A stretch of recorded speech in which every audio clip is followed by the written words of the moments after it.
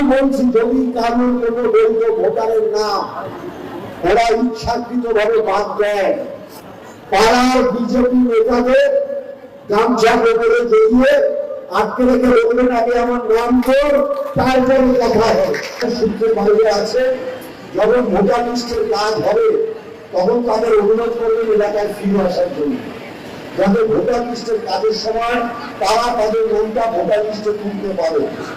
আর একজন বৈধ ভোটারের নাম বিজেপি যদি ইচ্ছাকৃত ভাবে কেটে দেয়, আমাদের আমাকে জিজ্ঞেস করতে পারে ওই বিজেপি জানতে কি করে, তো নির্বাচন কমিশন কেন? তাহলে নির্বাচন কমিশনটাই এখন বিজেপি পার্টি অফিসে হয়ে গেছে। বিজেপি যা বলবে নির্বাচন কমিশন তাই করবে। আপনি দেখবেন আমি বললাম বিজেপির বিরুদ্ধে প্রতিবাদ করে নির্বাচন কমিশন, আর আমি যদি নির্বাচন কমিশনের বিরুদ্ধে বলি প্রতিবাদ